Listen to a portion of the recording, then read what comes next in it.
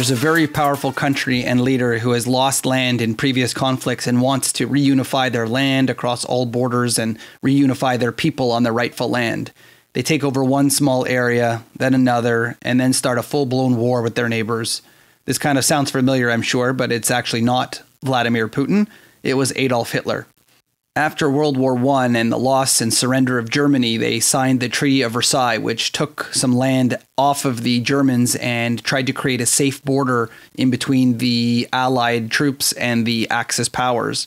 These pieces of land were known as the Sudetenland in Czechoslovakia and the Rhineland in France. And this area was supposed to be free of any type of war or troops or soldiers, and the land was taken from Germany.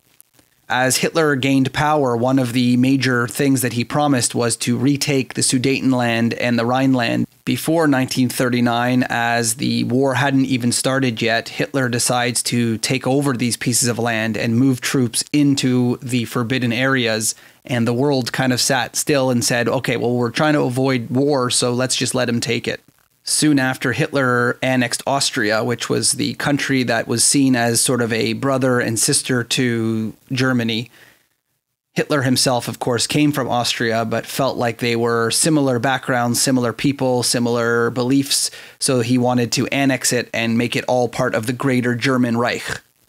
One of the most memorable and notable acts in pre-World War II history was the British Prime Minister flying back from the conference with Hitler and waving a piece of paper on his plane saying that he's created peace because he had a deal with Hitler to allow him to take Czechoslovakia.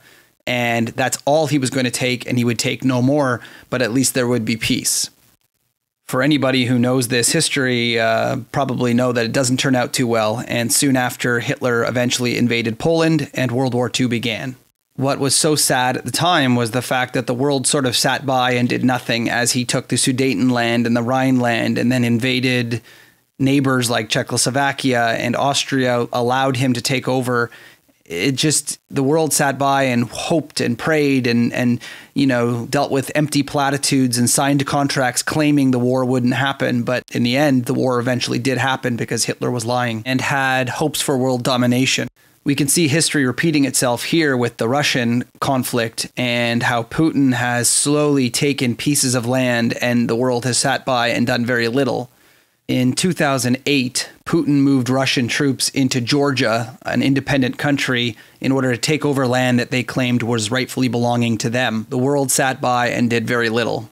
Then again, in 2014, many more people have heard of the annexation of Crimea, where the Russians moved troops into Crimea, which is a Ukrainian sovereign area, and then just decided to move people in for, quote, humanitarian reasons, because they claim that that area is inhabited by Russian-speaking people, and so therefore they rightfully belong under the protection of Russia.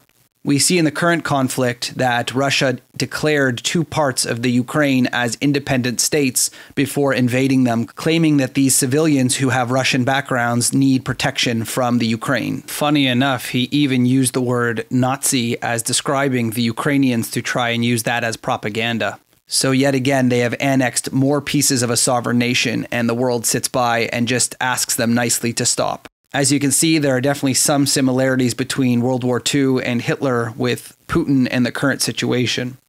Something very ironic, of course, is that in World War II, it wasn't until Hitler decided to invade Poland that the world decided to get involved. And similarly, as the Ukraine is defending itself with civilian armies and people on the street, it isn't until they hit Poland that the NATO countries will stand up against Russia and protect the people. There's the classic saying, those who don't know history are doomed to repeat it. And it seems like here we are repeating history all over again. And the question, I guess, will be, will we act differently?